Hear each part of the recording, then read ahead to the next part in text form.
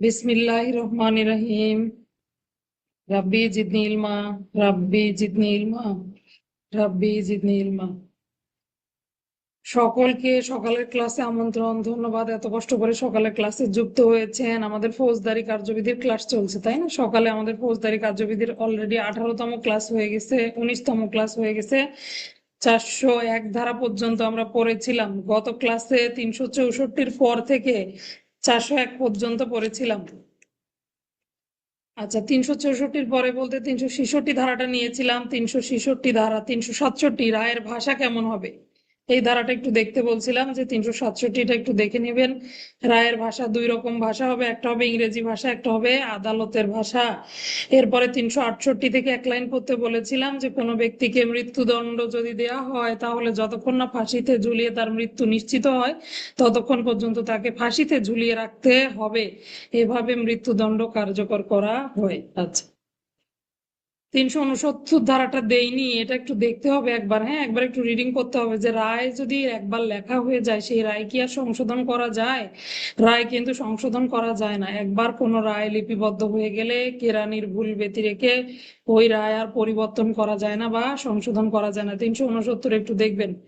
371 আসামি চাইলে মামলা নকল পাবে, বাদ দেন, দরকার নাই। 374 দায়রা আদালত কর্তৃক মৃত্যু দণ্ডাদেশ পেশ। আমরা দেখেছিলাম মৃত্যুদণ্ডগুলো যখন নিম্ন আদালত দেয়, মানে জেলা পর্যায়ের যে আদালতগুলো, এগুলো যখন মৃত্যুদণ্ড দেয় বা দায়রা আদালত মৃত্যুদণ্ড দিল, হাইকোর্টে এটা অনুমোদন নিতে হয়। এই নথিপত্রগুলো হাইকোর্ট বিভাগে পেশ করে 374 ধারা মোতাবেক। তারপরে 375-এ আরো সাক্ষ্য গ্রহণ হয়। 376-এ আদালত একটা সিদ্ধান্ত দেয়, হয় আগের দণ্ডটা বহাল রাখতে পারে, অথবা অন্য যে কোনো অনুমোদিত দণ্ড দিতে পারে, সংশ্লিষ্ট ব্যক্তির দণ্ড বাতিল করে দিতে পারে, নতুন করে বিচারের জন্য আদেশ দিতে পারে, আসামিকে খালাস দিতে পারে, অথবা যদি আপিল করা হয়, আপিল শেষ না হওয়া পর্যন্ত দণ্ড স্থগিত রাখার জন্য নির্দেশ দিতে পারে। বিভিন্ন ধরনের নির্দেশনা দিতে পারে, যেহেতু হাইকোর্ট সর্বোচ্চ আদালত। 382 ধারাটা নিয়েছিলাম, গর্ভবতী স্ত্রীলোকের মৃত্যুদণ্ড স্থগিত রাখার নির্দেশ। কোনো নারীকে যদি মৃত্যুদণ্ড দেওয়া হয় আর তিনি যদি গর্ভবতী থাকেন, তাহলে হাইকোর্ট বিভাগে তার এই নথিপত্রগুলো পাঠানো হলে, তখন হাইকোর্ট বিভাগ উপযুক্ত মনে করলে দণ্ডটা কমিয়ে দিতে পারবেন, যাবজ্জীবন কারাদণ্ডে দণ্ডিত করতে পারবেন। তার বাচ্চার একটা সুনির্ধারিত বয়স পর্যন্ত দণ্ডটা স্থগিত রাখার জন্য নির্দেশ দিতে পারবেন। 384 দণ্ড কার্যকর করার জন্য ওয়ারেন্ট দরকার নাই। 385 86 নিতে বলেছিলাম, 86 87 জরিমানা আদায়ের পরোয়ানা। কিভাবে জরিমানা আদায়ের পরোয়ানা প্রদান করবে আদালত, আর কয় উপায়ে কি করা যায় অপরাধী ব্যক্তির সম্পত্তি, অর্থদণ্ড এগুলো আদায় করা যায় বা ক্রোক করা যায়। তাহলে জরিমানা আদায়ের পদ্ধতি হলো দুইটা, একটা হলো কি জেলা কালেক্টরের মাধ্যমে সম্পত্তিটা উদ্ধার করা বা এই অর্থদণ্ড আদায় করা, আরেকটা হলো স্থাবর অস্থাবর সম্পত্তি ক্রোক করা। এই দুই উপায়ে পরোয়ানা, জরিমানা আদায়ের পরোয়ানা জারি করা হয় বা তামিল করা হয়।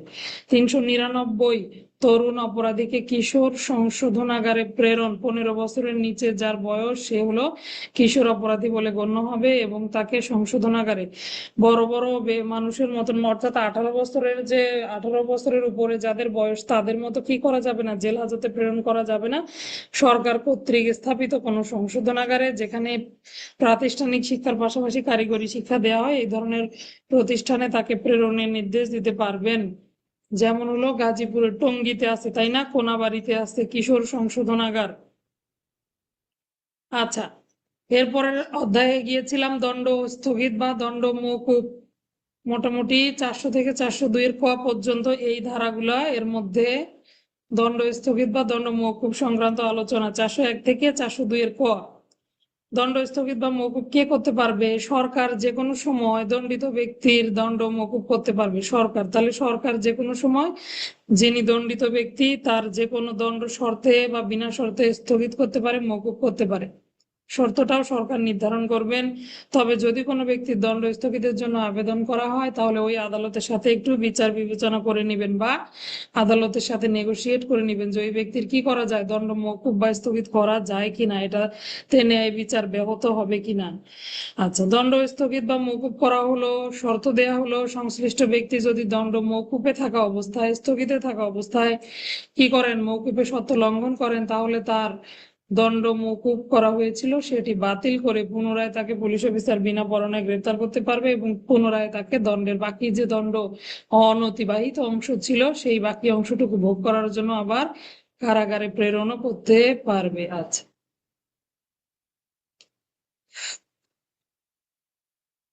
402 দণ্ড রদবদল বা পরিবর্তন বলতে পারি। একটাতে হলো দণ্ড স্থগিত আর একটাতে হলো রদবদল বা পরিবর্তন। সরকার দণ্ডিত ব্যক্তির সম্মতি ব্যতি রেখেই দণ্ড পরিবর্তন, যাবজ্জীবন কারাদণ্ড হতে পারে, মৃত্যুদণ্ড হতে পারে, এটা কি করতে পারে, অন্য যে কোনো দণ্ডে দণ্ডিত করতে পারে বা অর্থদণ্ড বা জরিমানা দণ্ডে দণ্ডিত করতে পারে। তাহলে সরকারের ক্ষমতা কত কত? 401(2). রাষ্ট্রপতির ক্ষমতা কত? 402 এর ক। একই কথা, শুধু একটু পার্থক্য কি, 402 এর ক ধারাটা যেহেতু নতুন, এখানে রাষ্ট্রপতিকে ক্ষমা দেওয়া হয়েছে। সরকার 401 এবং 402 ধারায় সরকারকে যে ক্ষমতা দেওয়া হয়েছে, রাষ্ট্রপতির ক্ষেত্রেও একই ক্ষমতাটা প্রয়োগ করতে পারবে, তবে সেটা মৃত্যুদণ্ডের ক্ষেত্রে। কিসের ক্ষেত্রে? মৃত্যুদণ্ডের ক্ষেত্রে। ফৌজদারি কার্যবিধি 54, 55, 55 ক, প্রবিধান 11, 20টাও একটু সঙ্গে দেয়া যেতে পারে। আচ্ছা, দণ্ড স্থগিত বা মওকুফ রাখার ক্ষমতা আলোচনা করুন। কখন কখন দণ্ড রদ বদল করা হয়? তাহলে রদ বদল জিনিসটা কিন্তু আলাদা, হ্যাঁ, যখন দণ্ড পরিবর্তন করা হবে। আর স্থগিত মানে কি, আপাতত দণ্ডটা যে অবস্থায় আছে ওই অবস্থায় থাকবে, স্থগিত রেখে ওই ব্যক্তিকে মুক্তির জন্য আদেশ দিবে। আসেন আমরা আজকের ক্লাসে যাব। 403 ধারা খুবই গুরুত্বপূর্ণ একটা ধারা, মোটামুটি 4টা উপধারাই পড়তে হবে। 403-এর 4টা উপধারা। আচ্ছা, একজন মানুষকে কখনো একই অপরাধের জন্য একাধিকবার বিচারের আওতায় নিয়ে আসা যাবে না। কেন? পরবর্তীতে তাকে আর কি করা যাবে না? কোনো ব্যক্তিকে একবার দণ্ডিত হলে দ্বিতীয়বার বিচার করা যাবে না। এই একই বিধানটা সাক্ষ্য আইনের 40 ধারায়ও বলা আছে। ওখানে রায়ের প্রাসঙ্গিকতা পড়তে গেলে আপনারা দেখবেন পূর্ববর্তী যে রায়, পরবর্তীতে ওই একই ব্যক্তির বিচারের ক্ষেত্রে আগের রায়টা প্রাসঙ্গিক হয়ে যায়। অর্থাৎ আগে যে তিনি দণ্ড পেয়েছেন এই রায়টা তিনি আদালতে দেখাতে পারেন। একই রকম কথা ভিন্ন ভিন্ন ভাবে বলা আছে। একই অপরাধে কোনো ব্যক্তির একাধিকবার বিচার করা যাবে না। আচ্ছা, মনে করেন কোনো ব্যক্তি যদি একবার অপরাধ করলো, কাউকে হত্যা করলো, হত্যা করার পর মৃত্যুদণ্ডে দণ্ডিত হলেন, ওই ব্যক্তির বিরুদ্ধে আরো একটা মামলা দায়ের করা হলো অন্য আদালতে, বা ধরেন থানায় একটা মামলা হলো, মার্ডার মামলা, আবার কোর্টেও একটা মামলা হলো, ওই একই মামলা একই বিষয়ের উপর ভিত্তি করে। একটাতে যদি দণ্ডিত হয় তাহলে পরে আরেকটাতে দণ্ডিত করা কিন্তু যাবে না। এই বিধানটা হলো 401-এর 1, অর্থাৎ কোনো ব্যক্তি একই অপরাধের দরুন দুইবার দণ্ডিত হবে না। কিছু ভিন্নতা রয়েছে। কি কি ভিন্নতা? এই ভিন্নতাগুলো আলোচনা করা হয়েছে 403-এর 2, 3, 4-এর ভেতরে। এই আলোচনাগুলো দেখেন, যদি কোনো দণ্ডিত ব্যক্তি বা খালাসপ্রাপ্ত ব্যক্তি পৃথক অপরাধ করে থাকে, তাহলে যে অপরাধের জন্য আপনি একবার দণ্ডিত করলেন সেই অপরাধ ব্যতি রেখে যদি পৃথক অপরাধ, ভিন্ন কোনো অপরাধ করে, তাহলে তাকে দণ্ডিত করা যাবে কিনা? অবশ্যই তাকে দণ্ডিত করা যাবে বা দণ্ডদান করা যাবে। যদি কোনো ব্যক্তি অপরাধ করার পর খালাস পায় এবং পরবর্তীতে কোনো ভিন্ন অপরাধ সংগঠন করে যার ফলে তার বিরুদ্ধে পৃথক চার্জ গঠন করা যেত, এই ধরনের অপরাধের ক্ষেত্রে তাকে পুনরায় বিচারের আওতায় নিয়ে আসা যাবে। তাহলে প্রথমে বললো একই ব্যক্তিকে দুইবার দণ্ডিত করা যাবে না, সেটা একই অপরাধে। অন্য অপরাধ করলে দণ্ডদান করা যাবে বা বিচার করা যাবে। 2, 403-এর 2। এবার 403-এর 3টা দেখবো। যদি কোনো ঘটনার প্রতিক্রিয়া ঘটে, মনে করেন আপনি কাউকে গুরুতর আঘাত করলেন, আপনি গুরুতর আঘাতের জন্য দণ্ডিত হলেন, পরবর্তীতে ওই ব্যক্তি চিকিৎসাধীন অবস্থায় মৃত্যুবরণ করলো, কিন্তু আপনার মোটিভ ছিল তাকে খুন করা। তাহলে এই যে আপনাকে কিন্তু হত্যার উদ্দেশ্যে, হত্যার জন্য কি করা যাবে? খুনের জন্য পরবর্তীতে আপনার বিচার করা যাবে। তাহলে কোনো ব্যক্তি গুরুতর আঘাতের জন্য আপনি দণ্ড পেয়ে গেছেন, তাই বলে এমন না পরবর্তীতে ওই ব্যক্তি মারা গেলে আপনাকে হত্যার দায়ে অভিযুক্ত করা যাবে না। তাহলে যদি প্রতিক্রিয়া স্বরূপ কোনো অপরাধের প্রতিক্রিয়া ঘটে, তাহলে কি করা যাবে? ওই ব্যক্তিকে পুনরায় বিচারের আওতায় নিয়ে আসা যাবে। প্রথমে কি শিখলাম? একই অপরাধে দুইবার দণ্ডিত করা যাবে না। 403-এর 1। যদি ভিন্ন অপরাধ করে তাহলে বিচার করা যাবে। 403-এর 2। যদি প্রতিক্রিয়া, ভিন্ন প্রতিক্রিয়া অপরাধ সংগঠিত হয় অথবা ফলাফল ভিন্নতা ঘটে, তখন আবার বিচার আওতায় নিয়ে আসা যাবে। 403-এর 3। আচ্ছা, যদি কোনো ব্যক্তিকে কোনো ভিন্ন প্রকৃতির অপরাধ সংগঠন করে অথবা দণ্ডিত করার পর বা খালাস খালাস প্রদান করার পর দেখা যায় যে অপরাধের জন্য বিচার করা হয়েছিল পরবর্তীতে ভিন্ন অপরাধ সংগঠিত হয়েছে, অনেকটা একই কথা কিন্তু প্রকৃতি ভিন্ন। ধরেন তিনজন লোককে আপনি কি করেছেন, চুরির দায়ে দণ্ডিত করেছেন অথবা অপহরণের দায়ে দণ্ডিত করেছেন। পরবর্তীতে দেখা গেল ওটা আসলে কি ছিল, চুরি ছিল না, ডাকাতির অপরাধ সংগঠিত হয়েছিল। সাক্ষ্য প্রমাণে যদি দেখা যায় ডাকাতির অপরাধ সংগঠিত হয়েছে, তখন কিন্তু তাকে ডাকাতির অপরাধের জন্য তাদেরকে ডাকাতির অপরাধের জন্য বিচার করা যাবে। উদাহরণগুলো আছে, উদাহরণগুলো যদি আপনারা একটু খেয়াল করেন, সবার শেষে যে উদাহরণটা, জনৈক প্রথম শ্রেণীর ম্যাজিস্ট্রেট খ এর মালামাল অপহরণের জন্য ক খ গ কে অভিযুক্ত ও দণ্ডিত করলো। পরে একই ঘটনার ভিত্তিতে ক খ গ কে ডাকাতির জন্য অভিযুক্ত এবং বিচার করা যাবে। অর্থাৎ প্রকৃতি ভিন্ন, অপরাধ ছিল একটা, হয়ে গেছে আরেকটা। এরকম যদি হয়, আমরা দেখি না এক অপরাধে চার্জ গঠন করে অন্য অপরাধে দণ্ডিত করা যায়, অনেকটা এরকম চুরি করছে বা চুরির অপরাধে দণ্ডিত হয়েছে, পরে দেখা গেছে অপরাধীর সংখ্যা কতজন, 5 জনের বেশি, তখন ডাকাতিতে কনভার্ট হয়েছে। এইরকম অপরাধ যদি ভিন্ন প্রকৃতির হয়ে যায় তখনও নতুন করে বিচার করা যাবে। তাহলে কি কি শিখলাম, 4টা কথা শিখলাম। প্রথমে একই ব্যক্তিকে একই অপরাধের দরুন দ্বিতীয়বার দণ্ডিত করা যাবে না, তবে যদি একই অপরাধ না করে ভিন্ন কোনো অপরাধ সংগঠন করে, দুইয়ে বলছে 403-এ দণ্ডিত করা যাবে। ফলাফলের ভিন্নতা ঘটলে, যে অপরাধ সংগঠিত হয়েছে পরবর্তীতে ফলাফল ভিন্ন হলো, তখন তাকে নতুন করে বিচার করা যাবে। অপরাধের প্রকৃতি ভিন্ন হলে অথবা যে আদালত বিচার করেছিলেন সেই আদালত ব্যতীত ভিন্ন আদালতে বিচারযোগ্য হলে, মনে করেন যে আদালতের ক্ষমতাই নাই সেই আদালত রায় দিয়েছিল, পরবর্তীতে অন্য আদালতে বিচার করা যাবে। এই ধরনেরও ব্যবস্থা রয়েছে। 403-এর এই 4টা পয়েন্ট পড়লেই হবে। একটু একটা জিনিস উদাহরণ একটা পড়ি, 3-এর উদাহরণ। আচ্ছা, সালাউদ্দিন নামক কোনো ব্যক্তিকে পূর্ব শত্রুতার জের ধরে ইচ্ছাকৃতভাবে গুরুতর আঘাত দান করা হলো। সালাউদ্দিন গুরুতর আঘাতে সালাউদ্দিন তার বাকি যে অপরাধী ব্যক্তিরা ছিল, ধরে নিলাম যে কোনো একটা নাম, তাদের বিরুদ্ধে গুরুতর আঘাতের মামলা দায়ের করা হলো। সালাউদ্দিন হাসপাতালে ভর্তি থাকা অবস্থায় মৃত্যুবরণ করলেন। এমন অবস্থায় তাকে বাকি অপরাধীদেরকে হত্যার দায়ে বিচার করা যাবে। যে উদাহরণটা একটু আগেই বললাম, অনেকগুলো উদাহরণ আছে। একইভাবে আপনি কি হয়েছেন, যে কোনো অন্য অপরাধে আপনার বিচার করা হয়েছিল, পরবর্তীতে ঘটনার বিশ্লেষণে দেখা গেল নরহত্যা হয়েছে বা ডাকাতি সংঘটিত হয়েছে, তখন সেই অপরাধে কিন্তু তার বিচার করা যাবে। কোনো একজন ব্যক্তিকে হত্যার অপরাধে অভিযুক্ত করা হলো এবং তার বিচার করা হলো, খালাস দেওয়া হলো। পরবর্তীতে দেখা গেল তার বিরুদ্ধে ডাকাতির অভিযোগ নাই, কিন্তু পরে ঘটনার বিশ্লেষণে দেখা গেল হত্যা শুধু হয় নাই, পাশাপাশি সে ডাকাতিও করেছিল। ডাকাতির জন্য অভিযুক্ত করা যাবে এবং বিচার করা যাবে। এটা হলো প্রথম উদাহরণটা। দ্বিতীয় উদাহরণটা সরেয়া, উদাহরণগুলো একটু পড়বেন, তাহলে ধারার সাথে মিল খুঁজে পাবেন। আচ্ছা, এই ধারার সঙ্গে 403-এর 1-এর সঙ্গে কি ব্যবহার করা যাবে? সাক্ষ্য আইনের 40 ধারা দিতে পারবেন। যদি প্রমাণের পদ্ধতি আসে, তাহলে পদ্ধতি আসলে যে পূর্ববর্তী দণ্ড কিভাবে প্রমাণ করবেন, তখন 511 ধারাটা ব্যবহার করতে পারবেন। সঙ্গে সংবিধানের 35 নং অনুচ্ছেদ, কত নং অনুচ্ছেদ? সংবিধানের 35 নং অনুচ্ছেদ ব্যবহার করা যাবে। আসেন আমরা আপিল দেখবো, অনেক পড়া পড়বো। আপিলের অংশটুকু পড়বো, আপিল রেফারেন্স রিভিশন, 31 অধ্যায় আপিল রেফারেন্স এবং রিভিশন বিষয়। কয়েকটা ধারা আছে গুরুত্বপূর্ণ, তার মধ্যে লিখিত পরীক্ষায় আজ পর্যন্ত আসেনি, এমসিকিউ আসে, 2-1টা দেয়, তবে লিখিত প্রশ্ন দেওয়ারও কিন্তু জায়গা আছে। যদি বলে কোন কোন অপরাধের ক্ষেত্রে আপিল করা যাবে, কোন কোন ক্ষেত্রে আপিল গ্রহণযোগ্য নয়, এরকম একটা প্রশ্ন লিখিত প্রশ্ন দিয়ে দিতে পারে। আপিল কাকে বলে, আপিল কখন কখন গ্রহণযোগ্য, কখন কখন আপিল গ্রহণযোগ্য নয়। আপিল আমরা আগেই শিখেছিলাম। আপিল মূলত কোনো একটা রায় হয়ে গেলে যে ব্যক্তি সংক্ষুব্ধ হবেন বা মানে ওই রায়টা যার পক্ষে গেল না, সেই ব্যক্তি উচ্চ আদালতে আবার আবেদন করতে পারেন, এটাকেই বলে আপিল, তাই না? ওই রায়ের বিরুদ্ধে আবার উচ্চ আদালতে যা আবেদন করেন সেটাকে আপিল বলে। আচ্ছা, আসেন আপিলের শিখবো আমরা। 404 ধারা থেকে নিব, একটু দেখি 404-এ কি বলছে। আইন অনুযায়ী আপিলের বিধান না থাকলে আপিল করা যাবে না। তাহলে প্রথমেই আপিল করা যাবে না এমন একটা ধারা পেলাম আমরা, 404। আইনে যদি আপিলের বিধান না থাকে তাহলে আপিল করতে পারবেন না। যে যে ধারাগুলোতে দণ্ডিত হয় কোনো ব্যক্তি, অথবা কোনো ব্যক্তি মনে করেন তুচ্ছ মামলায় আপিল করতে পারবে না, আমরা জানি না, তো আইনেই আছে যে আপনি তুচ্ছ মামলার ক্ষেত্রে আপনার বিরুদ্ধে যদি দণ্ড দেওয়া হয় আপনি আপিল করতে পারবেন না। তাহলে অবশ্যই আপনি সেখানে আপিল করতে পারবেন না। এটাই বুঝিয়েছে যে ফৌজদারি কার্যবিধি বলেন, অন্য যে কোনো আইন বলেন, যেটাতে আইনেই আছে যে আপনি আপিল করতে পারবেন না, সেটাতে আপিলের কিন্তু কোনো সুযোগ নাই। তাহলে 404-এ বললো কখন আপিল করা যাবে না, আইনে যদি আপিলের বিধান না থাকে তাহলে আপনি আপিল করতে পারবেন না। এবার আসেন আপিল করতে পারবেন কোন কোন ধারাগুলোতে একটু দেখি, এলোমেলো করে দেয়া আছে কিন্তু, হ্যাঁ।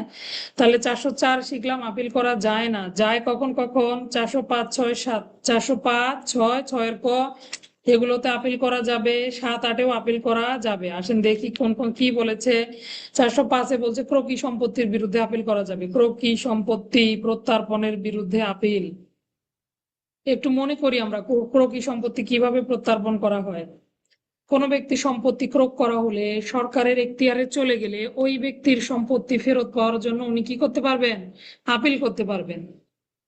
তাহলে আমরা 89 ধারায় দেখি ক্রোকি সম্পত্তি প্রত্যর্পণের জন্য কোনো ব্যক্তি যদি আসে, আদালতে হাজির হয়, আদালতকে বুঝাতে সক্ষম হয় যে আমি কি পাইনি, আমি হুলিয়ার নোটিশটা পাইনি, বা আমার সম্পত্তি ক্রোক করা হয়েছে, আমি এসে হাজির হয়েছি 2 বছরের মধ্যে, তাহলে তো ওই সম্পত্তি ফেরত দেওয়ার কথা, তাই না? যদি আদালত এটা ফেরত না দেয়, সংশ্লিষ্ট ব্যক্তি আপিল করতে পারবে 405 ধারা। তাহলে আমরা একটু এভাবে পড়বো, 89 ধারার আদেশের বিরুদ্ধে আপিল 405, অর্থাৎ 89, 405। তাহলে ক্রোকি সম্পত্তি ফেরত চাইলেন, ফেরত না দিলে আপনি আপিল করতে পারবেন, এখানে আইনে আপনাকে আপিলের সুযোগ দিয়েছে। এরপরে 406 দেখবো আমরা, শান্তি রক্ষা সদাচরণের মুচলেকার আদেশের বিরুদ্ধে আপিল। ওই যে 107 থেকে 110 পর্যন্ত যে ধারাগুলো আমরা দেখি, সদাচরণের জন্য, শান্তি রক্ষার জন্য বিভিন্ন আদেশ দিয়ে থাকে আদালত, এই আদেশের বিরুদ্ধে, আমার বিরুদ্ধে শান্তি রক্ষার জন্য আদেশ দেয়া হলো যে আপনি মুচলেকা সম্পাদন করেন, এরকম করে আদেশ দেয়া হলো, তো আমি কি করলাম, এই আদেশের বিরুদ্ধে আপিল করতে পারবো।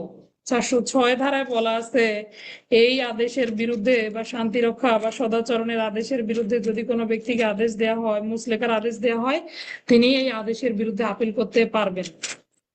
আচ্ছা, তাহলে কত কত ধারায় মুচলেকা সম্পাদনের আদেশ দেওয়া হয়? 106 দণ্ডিত ব্যক্তির নিকট থেকে মুচলেকা, আরেকটা হলো কত, 118-তে আদেশ দেওয়া হয়, তাই না?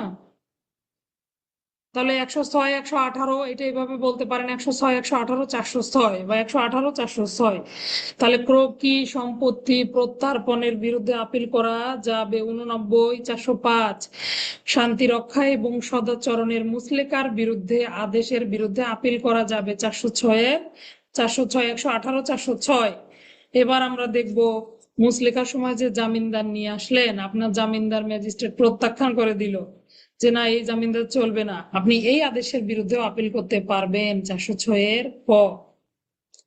89 আপিল করা যাবে 89-এর আদেশের বিরুদ্ধে 405। ক্রোকি সম্পত্তি প্রত্যর্পণের বিরুদ্ধে আপিল 405, 89, 405, 118, 406। অর্থাৎ মুচলেকা সম্পাদনের আদেশ দিলে আপিল করতে পারবেন 406-এ। আর 122-এ যে জামিনদার প্রত্যাখ্যান করলো, এই প্রত্যাখ্যান করলে তার বিরুদ্ধে আপিল করা যাবে 406-এর ক। বুঝতেছি ঘটনাগুলা, কখন আপনার আপিলের সুযোগ রয়েছে, এই কথাগুলো বলা আছে।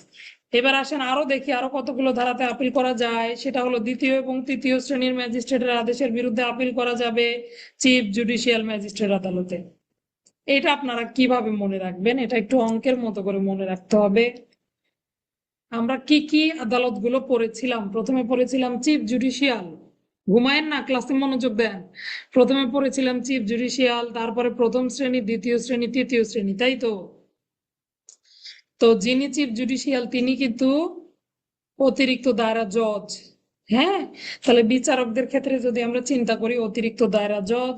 যিনি প্রথম শ্রেণী তিনি কিন্তু যুগ্ম দায়রা জজ, সমমান সমমর্যাদার সম্পন্ন। হ্যাঁ, তাহলে যিনি চিফ জুডিশিয়াল তিনি যুগ্ম দায়রা জজ, দুঃখিত, অতিরিক্ত দায়রা জজ। আর যিনি প্রথম প্রথম শ্রেণীর ম্যাজিস্ট্রেট তিনি কিন্তু যুগ্ম দায়রা জজ ক্ষমতা সম্পন্ন। এর উপরে তো থাকলো জেলা ও দায়রা জজ, এটা একটা ভিন্ন ব্যাপার। তাহলে সর্বপ্রথম জেলা ও দায়রা জজ বা জেলা ম্যাজিস্ট্রেট, জেলা ম্যাজিস্ট্রেট বা জেলা ম্যাজিস্ট্রেট একটু ভিন্ন হয়ে গেল, জেলা ও দায়রা জজ। এরপরে চিফ জুডিশিয়াল, এরপরে চিফ জুডিশিয়াল বা অতিরিক্ত দায়রা জজ, প্রথম শ্রেণী বা যুগ্ম দায়রা জজ, দ্বিতীয় শ্রেণী, তৃতীয় শ্রেণী। তাহলে এবার আসেন আমরা আপিল গুলো করবো মাঝখানের একটা আদালত বাদ দিয়ে। তাহলে কিভাবে আপিল করতে হয়, একটা আদালত বাদ দিয়ে আপিল করতে হয়।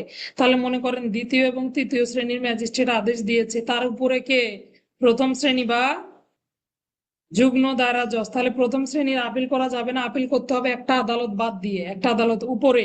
তাহলে কোথায় আপিল করব আমরা? চিফ জুডিশিয়ালের নিকটে আপিল করতে হবে।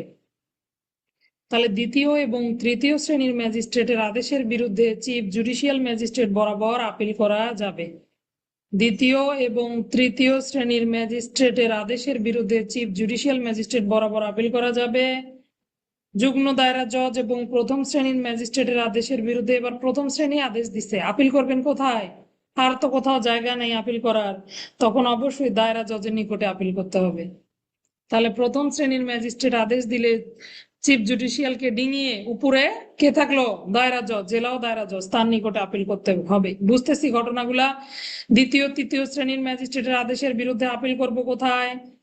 চিফ জুডিশিয়ালের নিকটে। প্রথম শ্রেণীর আদেশের বিরুদ্ধে আপিল হবে কোথায়? প্রথম শ্রেণী নিজেই আদেশ দিয়েছেন, চিফ জুডিশিয়াল উপরে, তাকে বাদ দিয়ে কোথায় আপিল করতে হবে? দায়রা জজের নিকটে আপিল করতে হবে। বা এবার আসেন, কখন আপনি দায়রা জজেও আপিল করতে পারবেন না? যদি 5 বছরের বেশি কোনো দণ্ড দেয়া হয়, তখন আবার আপনাকে হাইকোর্ট বিভাগে আপিল করতে হবে। 5 বছরের বেশি দণ্ডে দণ্ডিত করা হলে হাইকোর্ট বিভাগে আপিল করতে হবে। পাশাপাশি আচ্ছা, আপনাদের কি সকালবেলা ক্লাসে আসতে বেশি কষ্ট হচ্ছে? সন্ধ্যা 7:30টায় যুক্ত হতে পারবেন আপনারা? 7:30 থেকে 8:30 আমরা 1 ঘন্টা রাতে ক্লাস করি। এই যেহেতু আপনারা ক্লাসে আসেন না, দেখেন মাত্র 12 জন লোক, রাতের ক্লাসে মোটামুটি আরো বেশি লোক থাকেন। তো যদি আপনাদের সকালে, আপনারাই তো প্রস্তাব দিচ্ছেন যে স্যার আমরা সকালে ক্লাস করি। ঠিক আছে, আমি আজকে গ্রুপে কল দিব, এখন সবাই দয়া করে ফোনটা রিসিভ করবেন। হ্যাঁ, গ্রুপ কল করে আপনাদের সুবিধা দেখতে হবে তো, পড়াগুলো হয়ে যাচ্ছে আবার ক্লাসেও কেউ থাকতে পারছেন না, সমস্যা না? যদি 100% অ্যাটেন্ডেন্স থাকতো তাহলে এটা মানে নিয়ে যাওয়া যেত। আপনাদের তো ক্ষতি হয়ে যাচ্ছে, যে দেখা যাচ্ছে ক্লাসও হচ্ছে, আবার আপনারা কি করতেছেন? পড়াও পড়তেছেন না, ঘুমিয়ে থাকতেছেন ক্লাসে, রেসপন্স নাই, মেসেজ নাই। আচ্ছা ঠিক আছে, এটা একটু ভাববো, আমি ভেবে আপনাদেরকে রাতের মধ্যে সিদ্ধান্ত জানাচ্ছি।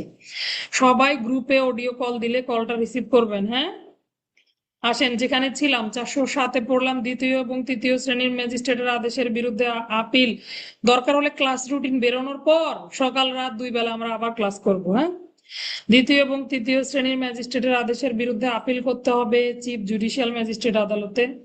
প্রথম শ্রেণীর ম্যাজিস্ট্রেট যদি আদেশ দেয়, আদেশের বিরুদ্ধে আপিল হবে যুগ্ম দায়রা জজ এবং প্রথম শ্রেণী, এই 2 আদালত যদি আদেশ দেয়, তখন আপিল করতে হবে দায়রা জজ আদালতে।